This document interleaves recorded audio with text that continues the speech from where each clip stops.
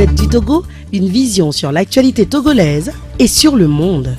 Dans Actu Débat de ce mardi 5 juin de l'an 2018, et nous recevons pour vous Adam Adjournou, directeur d'application du journal Vision d'Afrique, également administrateur du site d'information Média Top News. Adam, bonjour. Bonjour Elie, bonjour auditeurs, auditrices branchés ce matin. Eh bien, merci.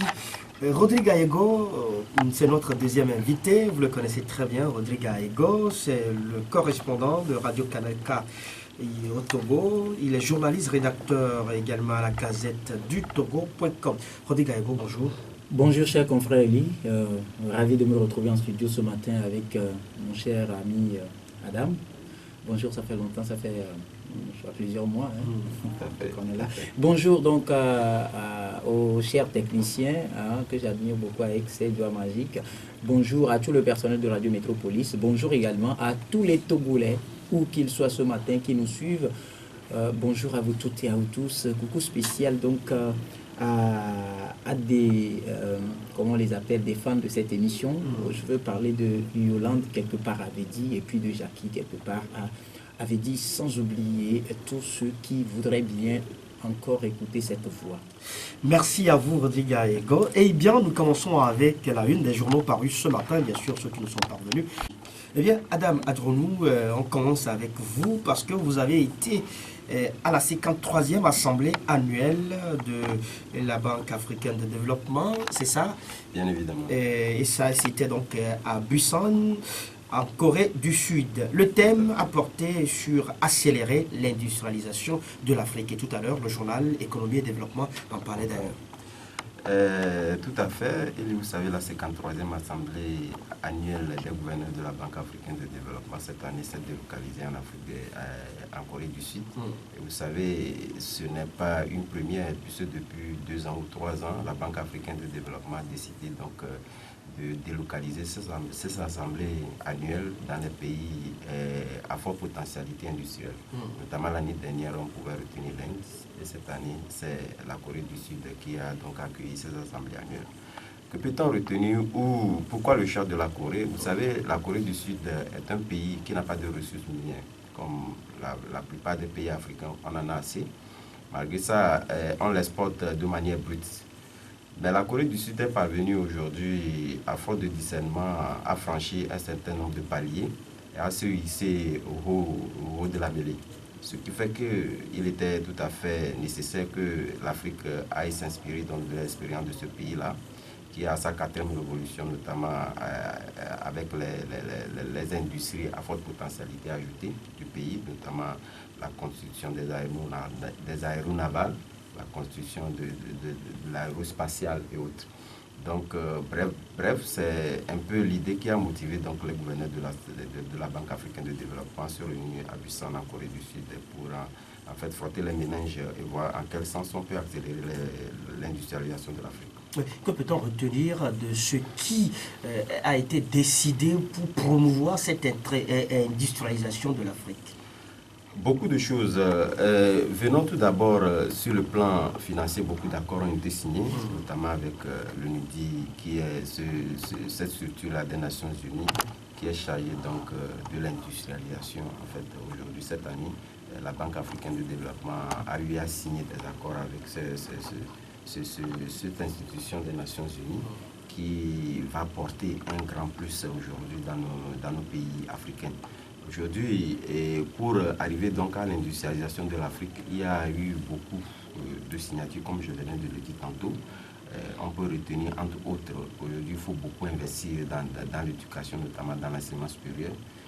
Vous avez constaté que les pays qui sont parvenus aujourd'hui à pouvoir ici, un temps soit peu leur pays sur l'industrialisation, ont beaucoup investi dans l'enseignement supérieur. L'enseignement supérieur aujourd'hui, il n'est pas question de seulement former le personnel administratif, mais il faudrait quand même aller au-delà, former un personnel qui puisse répondre à ces attentes-là, notamment la technologie, l'éthique et tout naturellement les grands travaux, les bâtiments et les BTP. C'est quelques-unes des recommandations retenues, mais il faut aussi reconnaître que Aujourd'hui, je venais de le dire tantôt, la Corée du Sud n'a pas de ressources minières. Mais pour vous en rendre compte qu'aujourd'hui, la Corée du Sud est un pays qui exporte le pétrole. C'est-à-dire, il les achète dans les pays producteurs, il les transforme. Mais aujourd'hui, vous pouvez vous en rendre compte aujourd'hui que la Corée du Sud utilise moins le pétrole. Ils sont passés du gaz et sont dans l'hydrogène.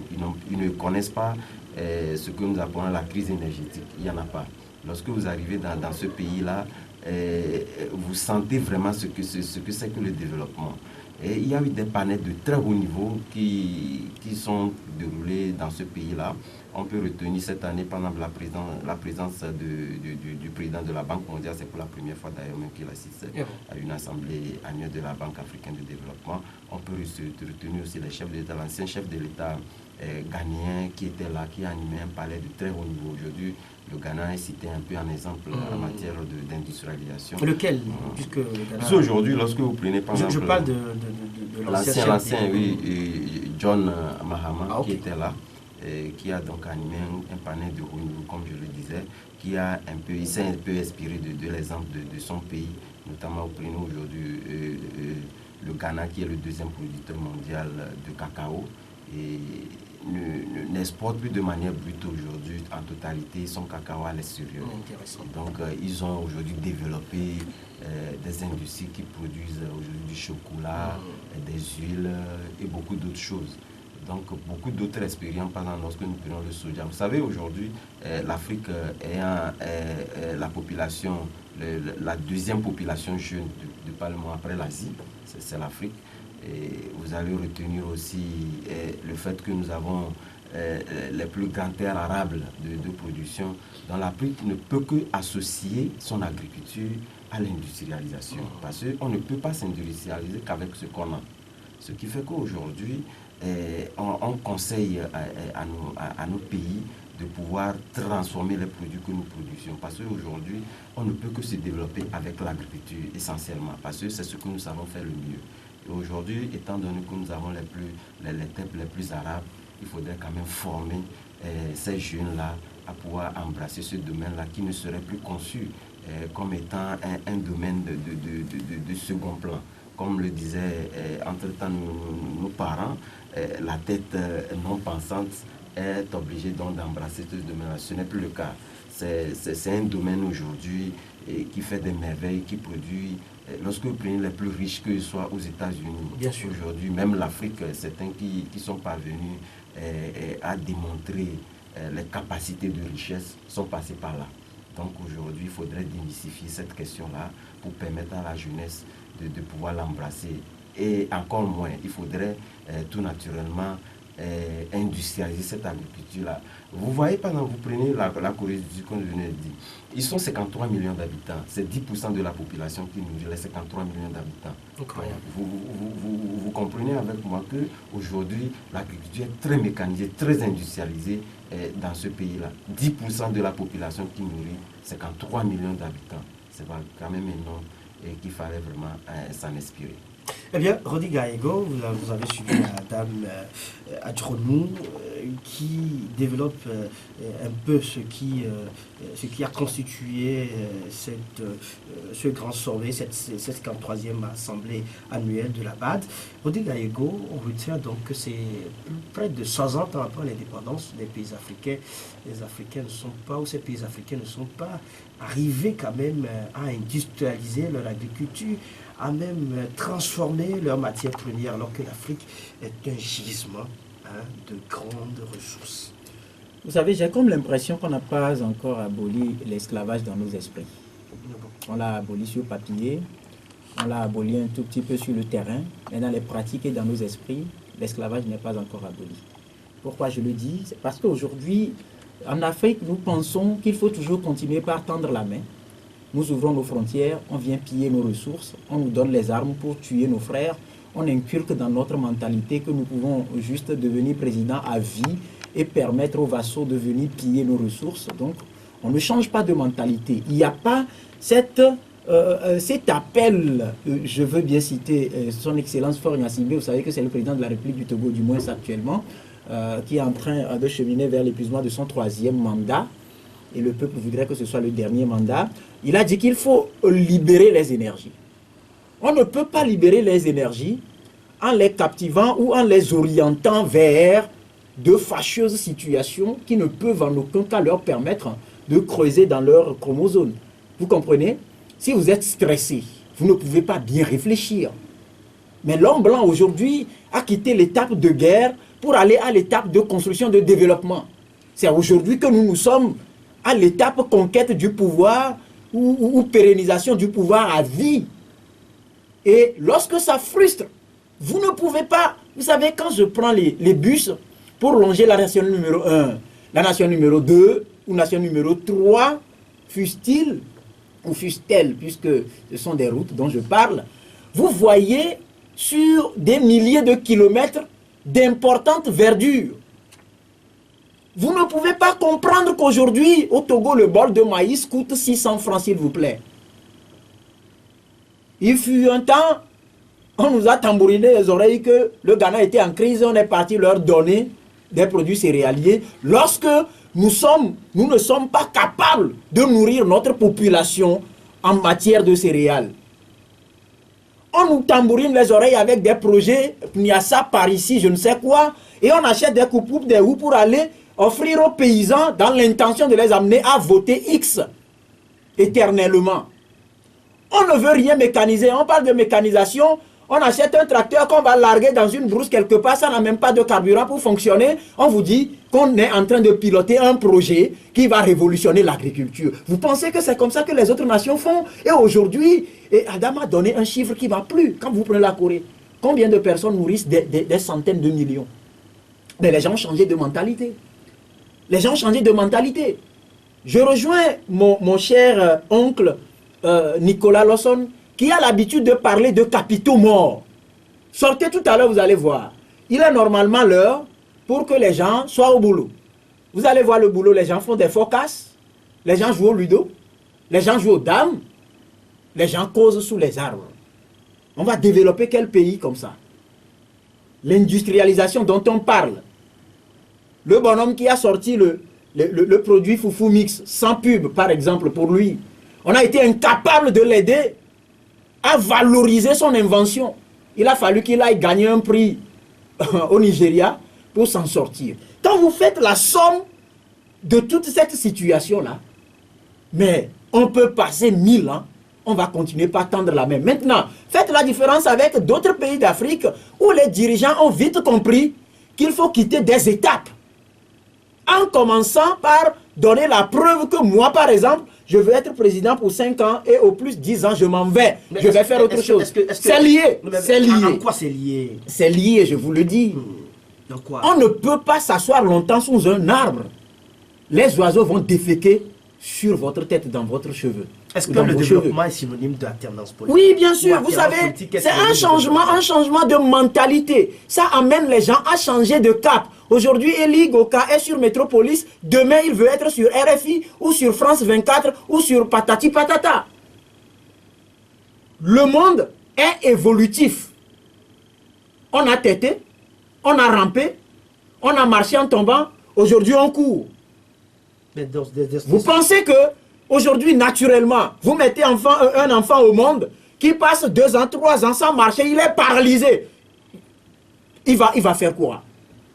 Aujourd'hui, on a paralysé nos mentalités. On les a calquées sur, comment dirais-je, un combat contre la dictature par-ci, un combat contre le pillage des ressources du pays par-là. Mais les gens sont en train de capitaliser leur énergie. On ne les pille pas. On n'expose pas ces produits-là, cette richesse-là, pour aller enrichir l'Occident. Vous savez, on a parlé de fuite de capitaux dans notre pays. Les gens qui quittent leur pays pour venir construire des usines ici, ils payent combien à nos pauvres frères, à nos pauvres sœurs? Mais figurez-vous, combien de centaines de millions ils n'envoient pas dans leur pays chaque année?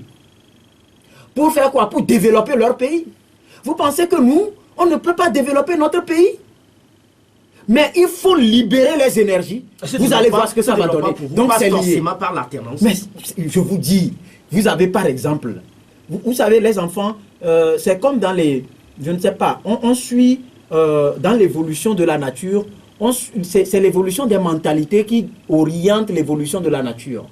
Vous savez, si aujourd'hui les gens n'ont pas compris que, attends, si j'associe ceci à ceci, ça va donner un appareil qui va nous permettre d'éviter, par exemple, d'utiliser tout le temps les coupes-coupes.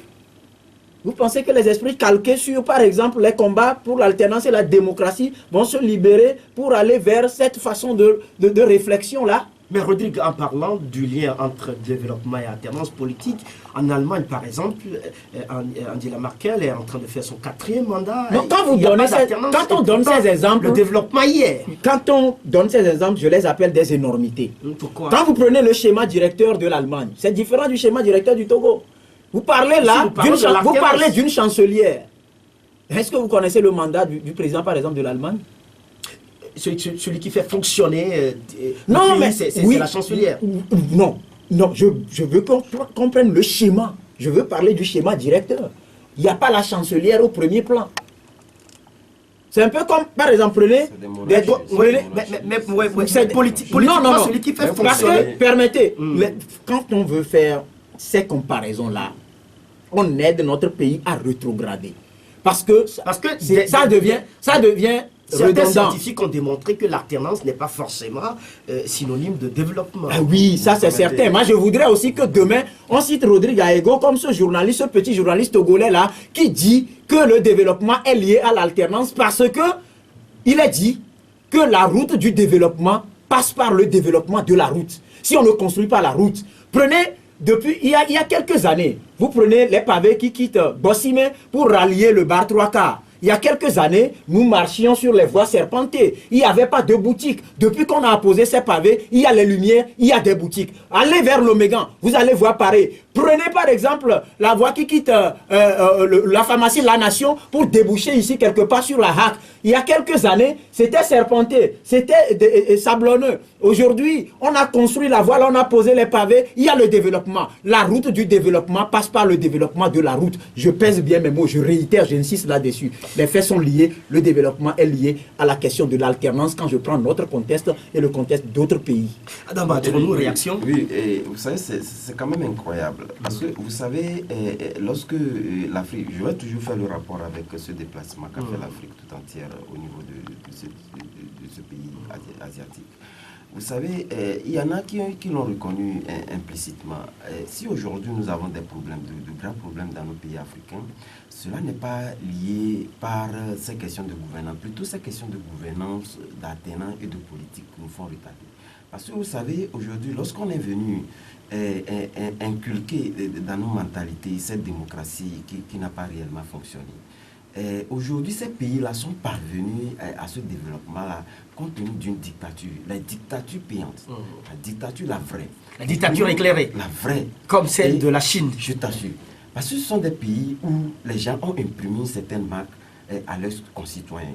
Vous imaginez au Togo, par exemple, lorsque par exemple, on prend par exemple, le gouvernement qui va sortir par exemple, un décret disant que voilà, il faudrait désormais que les gens travaillent sans cesse. Vous allez dans ces pays-là, c'est l'éternel mouvement.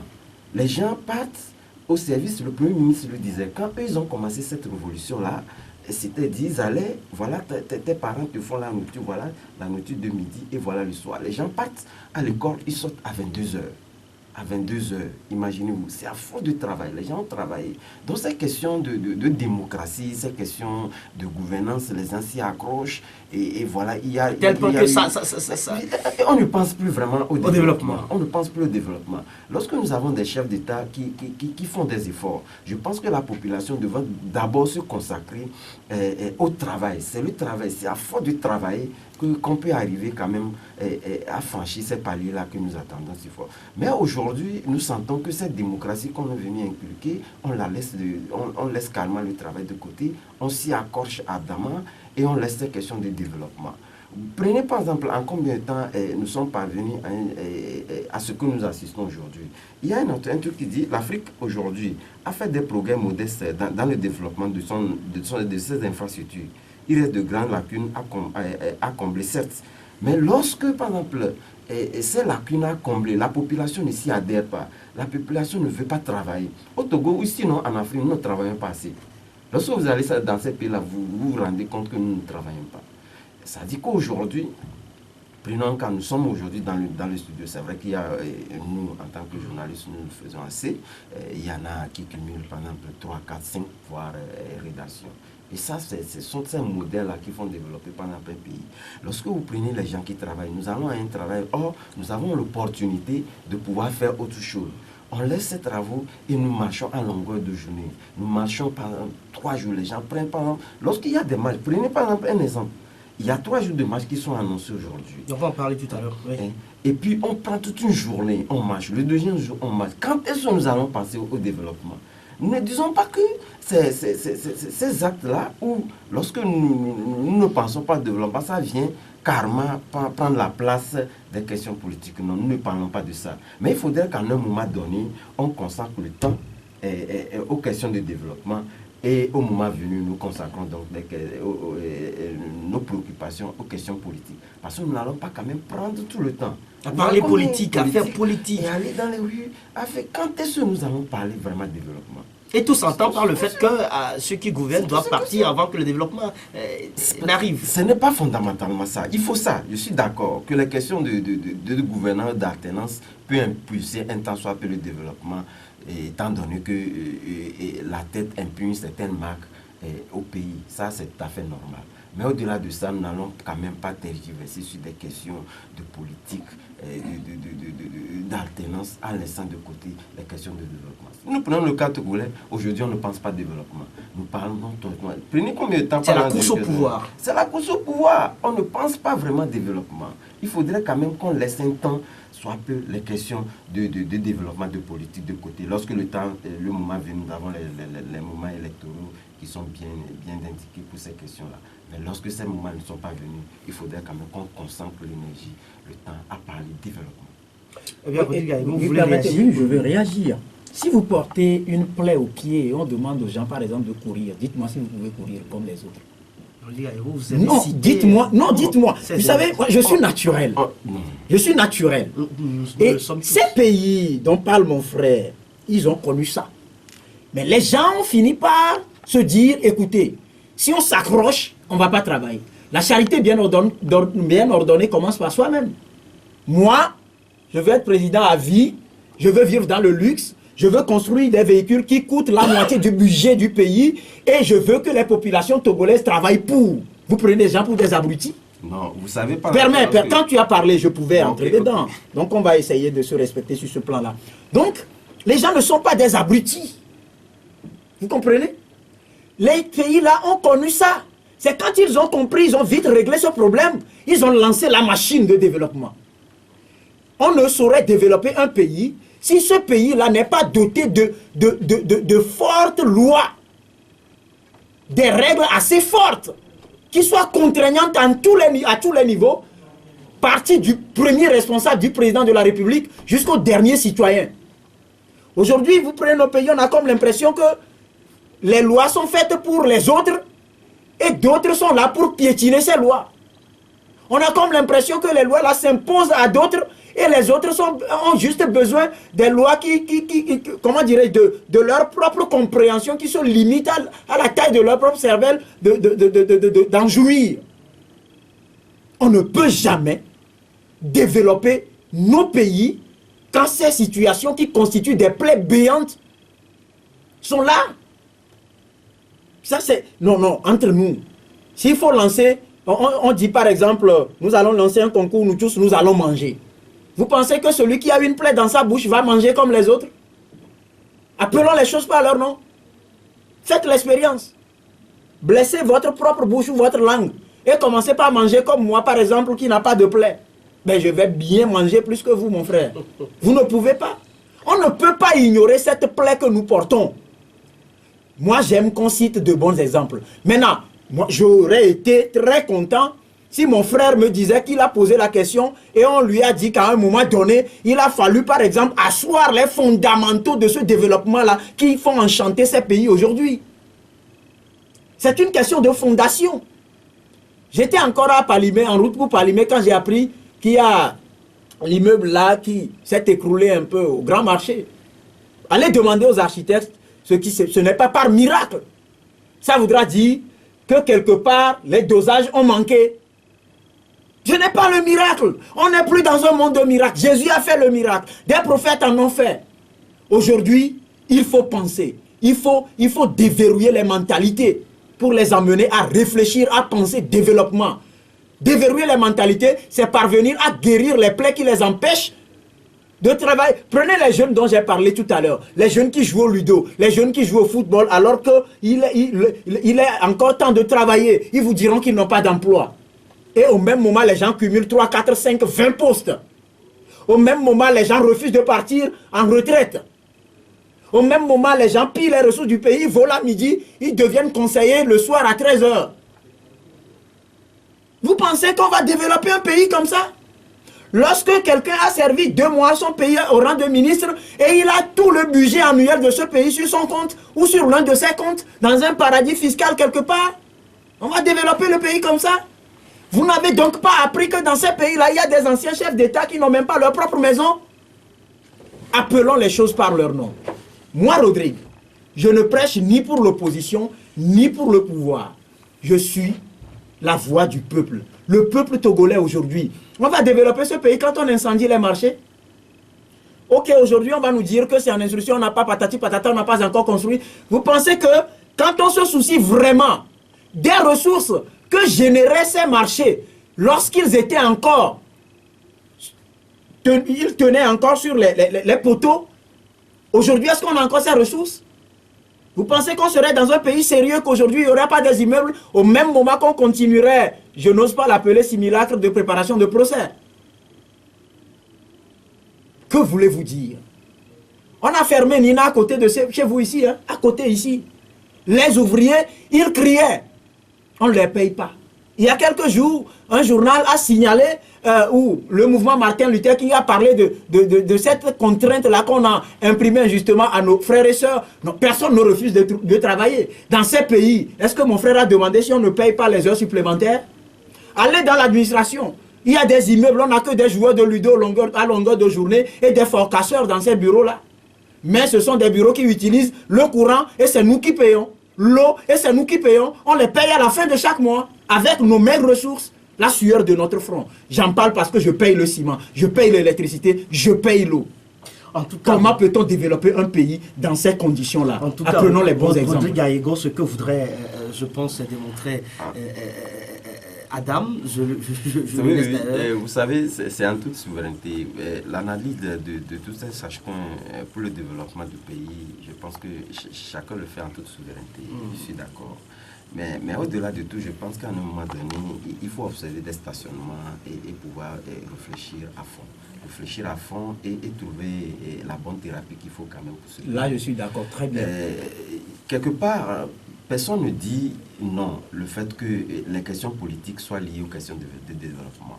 Mais est-ce que moi, ce que je propose comme question, est-ce qu'il faut quand même prendre à longueur de temps, nous prenons par exemple une crise qui dure bientôt 10 mois, et que nous sommes là à repousser les mains sans trouver la solution aujourd'hui.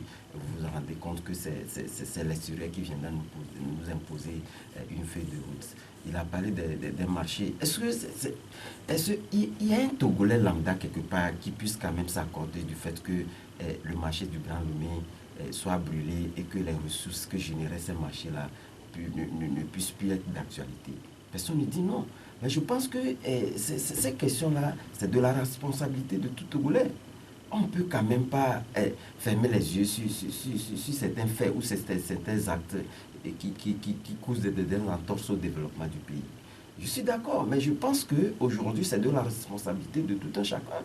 On ne va quand même pas, ce que moi je dis fondamentalement, et que ça devait être clair, on ne va quand même pas à longueur d'années ou de mois passer questions politiques en laissant de côté les questions de développement. Là-bas, moi j'en ai vu, il y a eu des manifestations, un jour, il y a eu des manifestations bien cadrées. Lorsqu'on n'a pas quand même cette culture de respect de l'autorité, par exemple, lorsque l'autorité dit, oh, vous n'allez pas dans ces pays, lorsque l'autorité n'a pas cette culture de respect des textes, lorsque vous allez dans ces pays, le respect de l'autorité, le respect mutuel entre nous les personnes, vraiment, ça se sent, ça se voit. Aucune autorité aujourd'hui, lorsque vous aspirez diriger un pays et qu'au même moment, vous essayez d'éduquer la population au non-respect de l'autorité. Vous pensez qu'on peut développer un pays comme ça? C'est pas possible. Et moi, je pense que les questions que pose mon confrère Aego, mon ami, très cher ami, il y a longtemps, ça peut vu, mais il m'étonne. Il m'étonne à telle enseigne que je me dis, est-ce que j'ai le même Rodrigue que je connaissais aujourd'hui devant moi? Il n'a jamais c'est quand même changé. étonné. C'est étonnant, c'est étonnant. Il faudrait quand même qu'à un moment donné, nous pensons question de développement, laissant de côté. Vous pensez qu'en 10 mois, ce que nous avons perdu en 10 mois, est-ce que c'est dans l'avantage de qui ou de qui? Nous payons ces ressources-là. Et on ne va même pas aujourd'hui. Qui est attenant au Togo? Et on ne viendra pas faire table rase de tout ce que nous avons aujourd'hui, dont vous parlez, qui joue à longueur de journée le Ludo, et que nous payons avec nos mecs ressources. On ne viendra pas faire table rase. Vous convenez avec moi qu'on ne viendra pas changer ces gens-là par d'autres, parce qu'il y a eu attenant, ce n'est pas possible. Je pense qu'il faudrait commencer par là, en inculquant ces valeurs citoyennes-là à la population tout entière, que de voir au-delà de ça qu'il faudrait qu'il y ait attenance avant qu'on ne pense au développement. Je ne pense pas que cela puisse résoudre les problèmes togolais. L'essentiel, c'est que nous puissions arriver donc à résoudre le problème politique et très rapidement. Pour lancer la machine de développement. Pour lancer la machine de développement. C'est lié, ça j'insiste. Eh bien.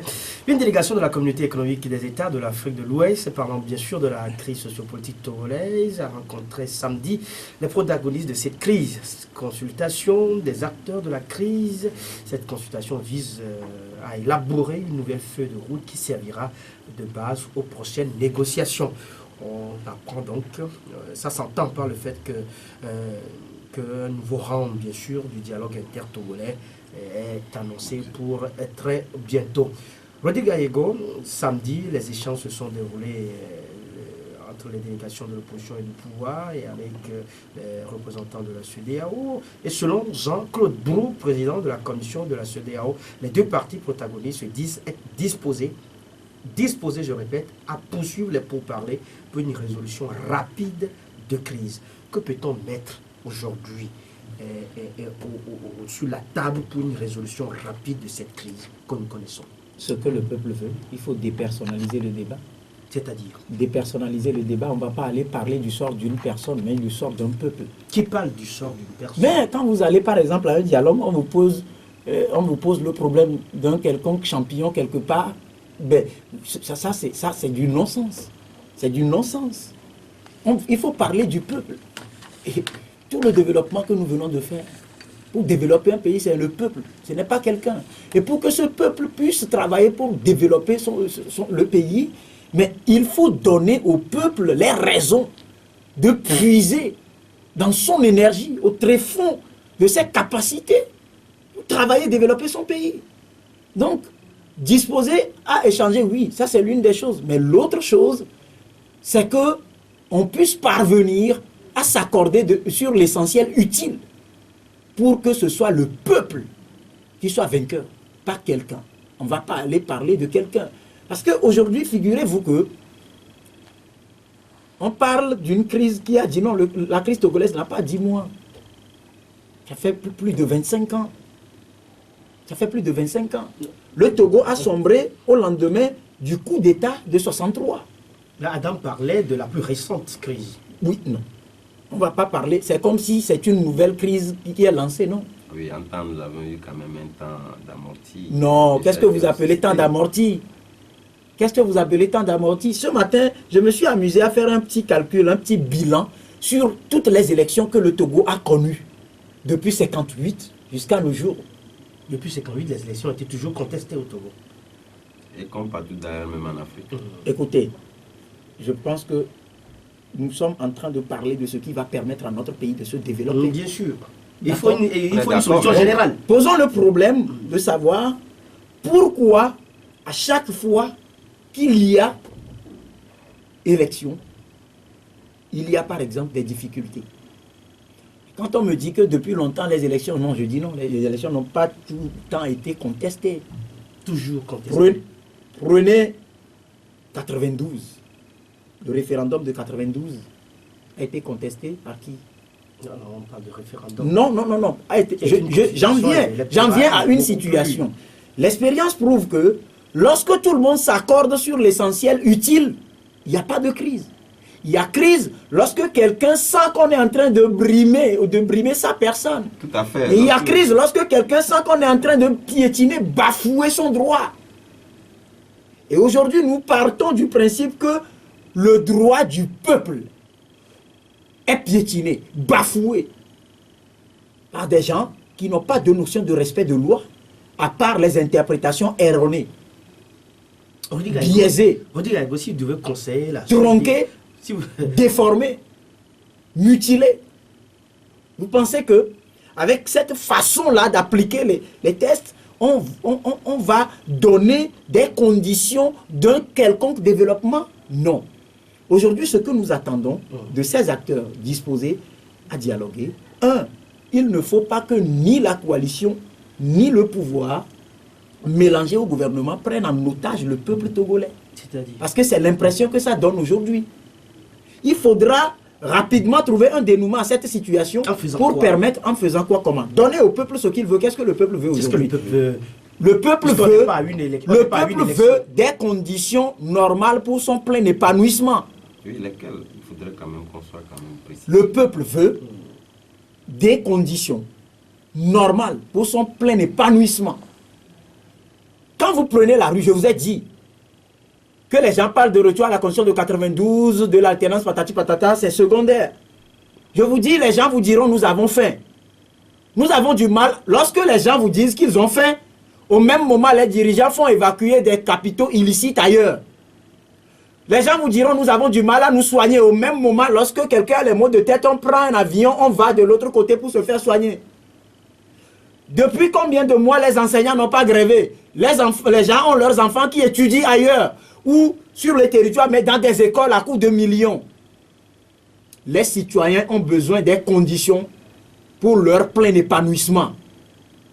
Aussi longtemps que ces conditions seront hypothéquées et tournées vers l'avantage de X ou Y, une minorité fût-elle, le peuple ne peut pas accepter. Et donc, il faut rapidement trouver un mécanisme pour donner au peuple les conditions normales, donc poser, faire la fondation du Togo. C'est ça. Cette fondation, pour vous, c'est la limitation du mandat présidentiel. Tout passe, tout passe, tout passe. Je voudrais m'appesantir un peu, si vous permettez. Vous avez lu ce que les trois éminents juristes ont proposé? Et puis là-bas même, prenez les gens qui vous disent qu'on doit travailler 100% tous les jours, qui ne respectent pas les tests. Comment dans un pays normal, on peut, sans investigation quelconque, prendre des dispositions pour interdire une conférence de presse? Vous pouvez organiser une conférence de presse. Bien sûr. La preuve, quand on veut vraiment faire l'application de notre loi, avant de constituer une association, il faut une assemblée générale. Vous pouvez organiser une conférence de presse que vous avez tenu votre assemblée générale, vous avez décidé d'appeler votre association telle, et vous avez pris telle disposition juridique pour constituer sa base, avant d'aller chez l'autorité, déposer ou déclarer votre association. Revenons pour... Non, je viens ça. Oui, c'est tu souffrez que j'ouvre la parenthèse. Allez-y, rapidement. Il ne faut pas penser que tout le monde est abruti dans ce pays. Alors, ces trois juristes, malgré ces contorsions, ont pu réfléchir et proposer la libération totale, immédiate et sans condition de tous les prisonniers politiques. Pour un oui ou pour un non, on saute sur vous, là, les rafles, tout ça, on saute sur les gens, on va les jeter en prison. Ils vont développer leur pays en prison, sans cause. Ils n'ont pas volé, ils n'ont pas tué. Les gens qui tuent sont à l'air libre. Ils sont décorés. On leur paye des centaines de millions. La levée immédiate de l'état de siège dans les villes de Sokone, Bafilo, Kara et Mango. La Constitution togolaise autorise à tout Togolais de circuler librement sur toute l'étendue du territoire national, même les étrangers. Mais parfois, aujourd'hui, parfois des exigences sécuritaires peuvent amener l'autorité. Ils portent les armes. Les gens portent les armes. On parle de circulation. Non, les gens portent les armes. On parle de circulation des armes. On parle d'eux. Et lorsque X se déplace dans ces localités, il n'y a plus d'armes. Mais lorsque, moi par exemple, je veux y aller, il y aura armes. Arrêtez ça. On veut évoluer. On veut évoluer. D'accord? On veut évoluer. Et donc, ces trois juristes proposent que les réformes constitutionnelles et institutionnelles soit opéré de manière consensuelle, de préférence par voie parlementaire. Malheureusement, je rejoins l'honorable Dimon Auré, lui-même siégeant au Parlement, qui dit qu'avec cette assemblée-là, on ne peut rien obtenir pour le Togo parce que les gens pensent pour X. Et puis, ils disent, il s'agit en termes clairs de réforme de la limitation du mandat présidentiel à 2 fois 5, avec la formule en aucun cas, nul ne peut faire plus de 2 mandats. L'élection du président de la République à un scrutin uninominal majoritaire à 2 tours, le réaménagement des prérogatives entre le président de la République et le Premier ministre, notamment en matière de nomination aux emplois civils et militaires, la rénovation en profondeur du cadre électoral, parce que notre cadre électoral est là, mais il y a un autre cadre électoral qu'on utilise en bas qui ne connaît que la victoire de quelqu'un aux élections. Donc il faut finir avec tout ça. On doit évoluer, on doit développer notre pays. Nous bouillonnons d'énergie, on en a. On a la capacité de développer notre pays, de réfléchir et proposer des choses pour développer notre pays. Il faut libérer les énergies. On en a. Voilà. Et entre autres propositions, ils disent qu'il faut revoir donc, en profondeur le cadre électoral, la Cour constitutionnelle, la restauration d'un véritable ministère de la Défense nationale dirigé par une personnalité civile, la mise en place d'un gouvernement de transition avec un Premier ministre désigné au sein de l'opposition démocratique. Et ils préconisent, pour éviter le cycle de élection, répression, patati patata, qu'une instance internationale neutre et indépendante pour remplacer la CENI pour l'organisation et la supervision des élections locales, législatives et présidentielles de 2020. Et il demande à la CEDEAO de déployer sur l'ensemble du territoire national, avant, pendant et après les élections, donc la transition, comme ce fut le cas en 1993 avec les forces françaises et burkinabées pour rassurer les populations togolaises traumatisées. Et enfin, demande à Fouad Simbe. Oui, de lui-même, de se dire lui-même. Par exemple, si je suis resté sur les bancs jusqu'à présent, mon fils va s'asseoir où? Si moi, depuis qu'on m'a inscrit au CP1, j'ai refusé de partir, de réfléchir, d'être intelligent et évoluer, mes enfants vont venir s'asseoir sur quel banc? Pour peut-être donc, il lui demande, au finir, que lui-même, il n'a qu'à creuser en lui-même et se dire qu'il doit entrer dans l'histoire, qu'il ne doit pas en toute âme et conscience de ne pas se porter candidat à l'élection présidentielle de 2020, ceci pour marquer l'histoire, et ça c'est un appel fondamental.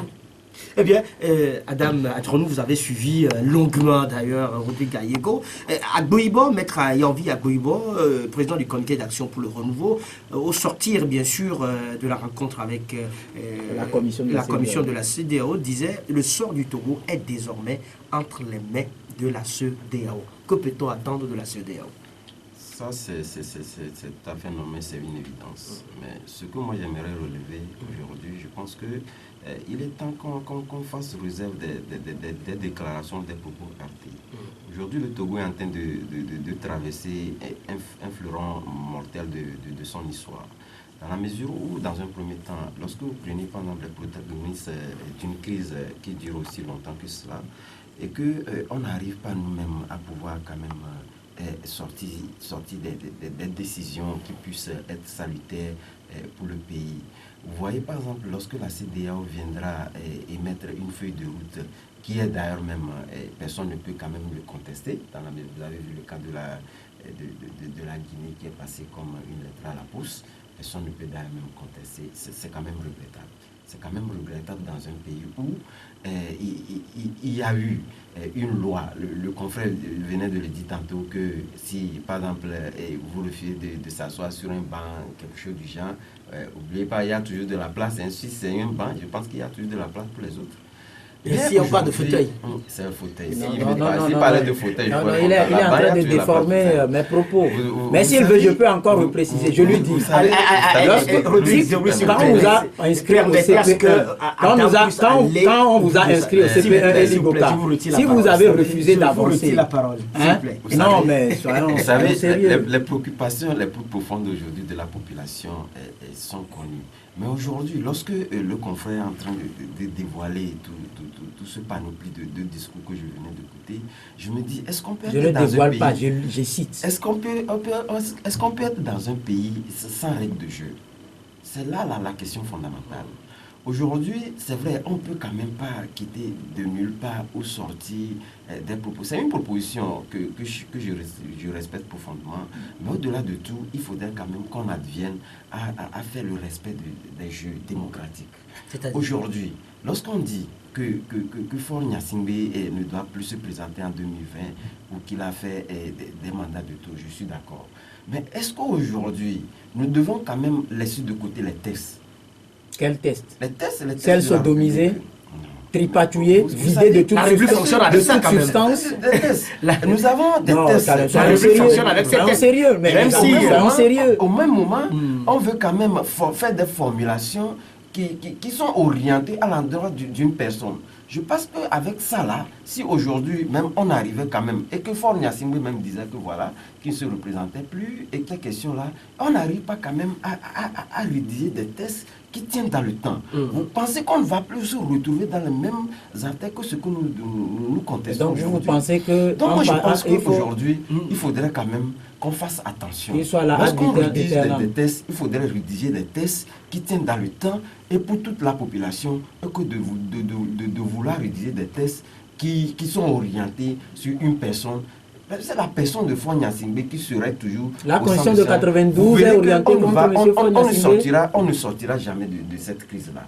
Je pense qu'aujourd'hui, les protagonistes, et d'ailleurs même la CEDEAO ne viendra pas proposer des tests... Vous n'êtes pas la CEDEAO, s'il vous plaît. Qui soit orienté sur vous n'êtes pas la CEDEAO. Il fait une analyse de Faure Gnassingbé. Et ça, c'est une évidence. Personne ne peut contester cela aujourd'hui. Faure Gnassingbé, d'ailleurs même, lorsque cette loi... Qu'est-ce que l'opposition aujourd'hui fait? Vous parlez de cadre électoral, qu'il y a eu un cadre électoral. Qu'est-ce que l'opposition fait? Est-ce qu'il travaille sur ce cadre-là pour qu'on puisse aller à des élections? L'opposition va travailler sur quel cadre? Comment? Est-ce que l'opposition fait... Les propositions de loi ne passent même pas au Parlement. Cadre électoral. Ah non, vous avez passé beaucoup d'années en Corée ou bien combien? Combien de jours vous avez passé en Corée pour perdre de vue les réalités? Je suis désolé.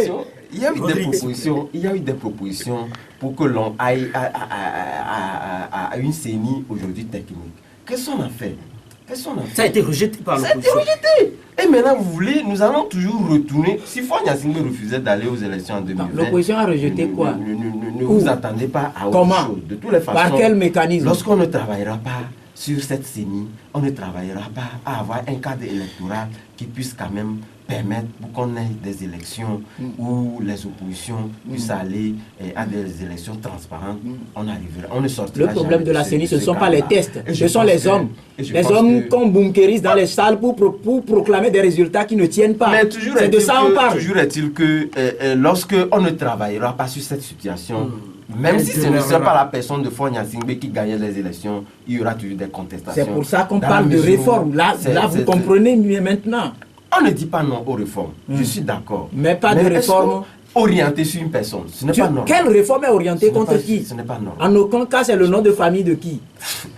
En tout cas, je vous cite ici, dans une interview bien sûr publiée dans la dernière édition de Jeune Afrique, le président ivoirien Alassane Ouattara s'est de nouveau prononcé sur la crise togolaise et assure qu'une solution de la communauté économique des États de l'Afrique de l'Ouest sera mise sur la table en juillet prochain. Alassane Dramane Ouattara rappelle que l'institution communautaire a déjà dit au chef de l'État togolais au cours du sommet de mars à Lomé que le Togo devrait renforcer le processus démocratique en limitant à 2 le nombre des mandats présidentiels et en instaurant une élection à 2 tours. Voilà ce qu'on peut, à quoi on peut s'attendre d'ailleurs dans les recommandations ou sur la feuille de route de la CEDEAO. Est-ce que cela pourrait calmer les acteurs? Mais ce n'est pas une question de calmer. Lorsque vous ne prenez pas les responsabilités, vous n'êtes pas à la taille des responsabilités de pouvoir quand même résoudre vos problèmes vous-même. Les autres viendront les résoudre à votre place. Et donc, je pense que la feuille de route de la CEDEAO s'imposera aux acteurs politiques. Il s'imposera. Et ça, ce sont les tests. Ce sont les tests qui le disent. Ce n'est pas une force où la CEDEAO ne fait pas un passage en force. Ce sont les tests qui le disent. Lorsque vous n'arrivez pas à résoudre vos problèmes, on viendra les résoudre à votre place. Et je pense qu'aujourd'hui, si la CEDEAO n'est pas arrivée à pouvoir imposer d'ores et déjà très tôt cette feuille de route-là, cela dépendait de quoi? On dirait que voilà, c'est Faure Gnassingbé qui occupe la tête de la CEDEAO et voilà pourquoi il est allé fabriquer des tests à son image pour venir les imposer au Togo. Je pense que Ford Nassingbe est en train de passer la main, notamment je pense que c'est dans ce mois, ou d'ailleurs je pense que ce serait déjà fait. Il est en train de passer la main. C'est en ce mois de juin. Et que prochainement, en juillet. En juillet d'ailleurs, il y aura... quelqu'un, même si c'est Boiry qui arriverait, cette feuille de route là ne serait pas orientée sur la personne de Ford Nassingbe. Quand vous dites feuille de route orientée, j'ai du mal à vous comprendre. Vous avez lu la feuille de route? Vous l'avez déjà lu? On ne l'a pas lu, mais déjà il y a eu une intervention d'un chef de l'État qui a dit, c'est lui la CEDEAO. Non, mais ce qu'il dit, quand il dit qu'il faut limiter les mandats, c'est ce que vous autres vous refusez la ici. limitation de mandats. Quand il dit qu'il faut aller aux élections à 2 tours, c'est ce que vous autres vous refusez. Mais quand vous parlez de vous autres, Adam n'est pas de l'UNI. Je ne suis pas d'UNI, je ne suis pas de l'opposition de l'ANC. Je marche sur sa langue. Mais ce que je dis, je marche sur sa langue. Mais Adam, j'ai l'impression que Rodrigue oublie que le 6 septembre 2017, le gouvernement a fait une proposition de loi qui a limité le mandat. Quand vous faites une proposition de loi, que vous envoyez au Parlement et vos propres supports rejettent. Mais attends, non, écoutez, j'ai dit qu'on doit évoluer. J'ai repris la citation de l'honorable Dimon Auré, lui-même siégeant au Parlement, qui a dit qu'avec cette assemblée-là, on ne peut rien obtenir. Vous prenez cette assemblée où, par exemple, on vous dit qu'on a dilapidé les fonds destinés à la construction d'infrastructures routières. Ils ont été incapables, par exemple, d'interpeller un ministre. Quand ils ont pris le ministre dit qu'ils ont pris qu'une entreprise aurait pris l'argent pour s'équiper. Vous pensez que dans l'appel d'offres, on a dit qu'il faut venir prendre l'argent pour aller acheter des machines? Qu'a-t-on obtenu sans ce Parlement alors? Qu'a-t-on obtenu sans ce Parlement alors? Vous pensez qu'on a les budgets qui ne tiennent pas? Ça dit que les budgets qui sont contestés en interne parce qu'il y a par exemple une majorité mécanique qui permet de faire passer par exemple des lois taillées sur mesure pour asseoir ou enraciner davantage la situation lamentable et minable que nous vivons? Je pense que cette histoire de budget, il faut quand même le lier à la question de la crise politique togolaise. Non. Parce que vous savez, aux manifestations qu'il y a eu. Bien évidemment, parce que lorsqu'on votait là, vous trompez les gens. Ça dit que... On a voté le budget quand? On a voté le budget quand? Le budget est voté le 31 décembre 2017. 2017. Quel budget? Le budget 2018. Le budget 2018. Mais tout à fait. La crise a démarré quand? Mais la crise a démarré en août 2017, certes. Mais quand même, il y avait des prévisions. Non, il y avait le plan économique, il y a des prévisions qui permettent de prendre. Mais le gouvernement même a dit que la crise ou les manifestations ont eu des impacts négatifs sur l'économie du pays. Tout à fait. Parce que c'est des prévisions qui permettent au gouvernement de pouvoir fixer des lignes de conduite de son budget.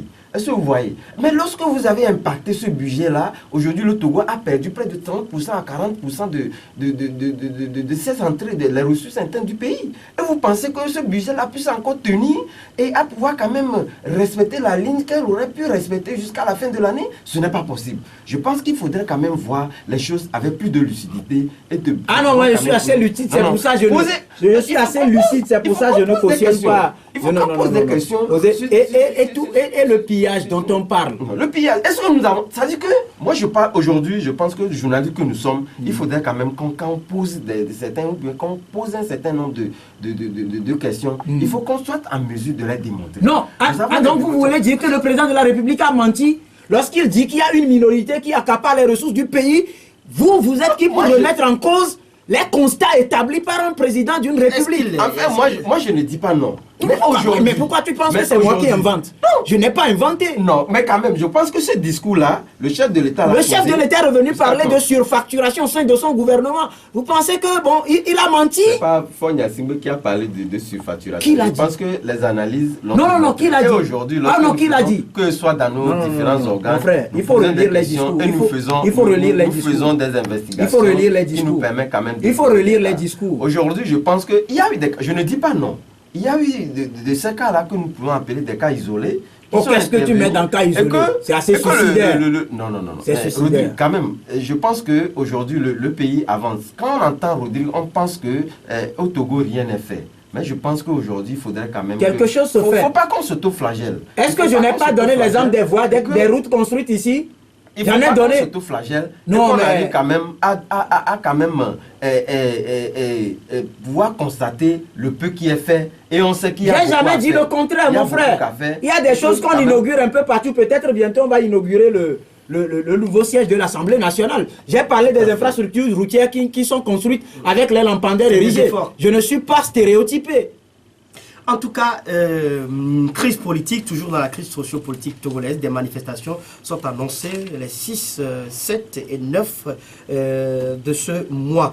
Mais les manifestations demeurent interdites dans les villes de Sokodé, Bafilo et Mango pour des raisons de sécurité qui ont été déjà indiquées, plusieurs fois rappelées. C'est en ces termes, bien sûr, que le ministre de l'administration territoriale, de la décentralisation des collectivités locales, Paya Doya Boupessi, a signifié à la coalition des 14 partis de l'opposition l'impossibilité pour elle de manifester les mercredis 6, jeudi 7 et samedi 9 juin dans ces 3 villes. Pour les autres localités que nous avons convenu d'un commun accord, Tchévier, Palimé, Atakpamé, Agné, Tchamba, Bassar, Tankpen, Yamtougou, Tandjouare et Dapan, vos représentants sont invités à se mettre en rapport avec les préfets pour déterminer comment Lomé les nouveaux itinéraires pour les marches projetées en vue de soulager les populations riveraines des as empruntés durant plus de 7 mois par les manifestants de la coalition et d'éviter ainsi les risques de troubles graves à l'ordre public. Voilà, le ministre a décidé bien, ou le gouvernement décide des itinéraires et interdit donc des manifestations dans ces villes, toujours dans le sens de soulager les populations riveraines des as empruntés. Oui, j'ai une seule réponse à cette question. Usain Bolt, à ses débuts, il courait de façon assez impressionnante, mais aujourd'hui, il ne peut plus courir comme hier. Mettons-nous ça de façon philosophique dans la tête. Disons-nous que les époques évoluent et vont vraiment évoluer. Oui,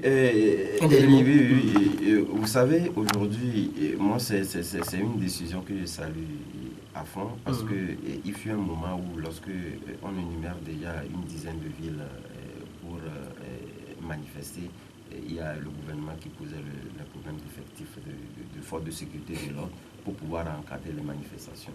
Aujourd'hui, je pense que c'est un pas de franchi à partir du moment où le gouvernement a accepté un bon nombre de villes, pratiquement une dizaine, pour les manifestations. Mais aujourd'hui, les villes précitées, qui étaient donc des villes à suggestion où nous avions toujours des armes qui ne sont pas retrouvées, et que la population, vous avez des armes qui ne sont pas retrouvées. Et que la population devait, pour la sécurité même de la population, du moins celle non manifestante, il faudrait quand même qu'on maintienne toujours ce statu quo-là sur ces villes-là pour permettre. Et je pense que la coalition, ou du moins ceux qui projettent manifester, devait quand même saluer cela et devait se conformer à cet esprit du ministre de l'administration territoriale qui a du moins accepté qu'on puisse manifester dans la plupart des villes que la coalition. Mais je pense que ces villes-là, s'ils venaient à faire défaut, n'auraient pas tellement d'impact sur les manifestations telles que même le présage. Merci à vous, Adam Adjrono. Je rappelle que vous êtes le directeur de publication du journal Vision d'Afrique et administrateur du site Média Top News. Merci également à vous, Rodrigue Aego, correspondant de Canal K, basé bien sûr en Suisse. Je confirme. Vous êtes donc le correspondant ici au Togo. Vous êtes également journaliste rédacteur à la Gazette directeur du Togo. Directeur adjoint de la Gazette du Togo.com, Gazette du Togo.com, sur lequel, bien sûr, sur ce titre, vous pouvez retrouver donc cette émission. Et, on salue également le grand technicien de la Gazette du Togo.com, Romuald. Merci pour tout ce que vous faites pour que cette émission soit vue également au niveau de la diaspora togolaise. Merci également à vous tous qui nous avez suivis. Merci à Rapide pour l'assistance technique au micro. Et Goka Dokanou, c'est bien moi. Au revoir et prenez très bien soin de vous. La vie est une chance, mieux une grâce. La Gazette du Togo, une vision sur l'actualité togolaise et sur le monde. Rejoignez-nous sur le www.lagazettedutogo.com ou sur nos comptes Facebook, Twitter et YouTube. Pour tout contact, écrivez à contact@lagazettedutogo.com ou appelez le 92 80 88 53. La Gazette du Togo, c'est l'information en continu.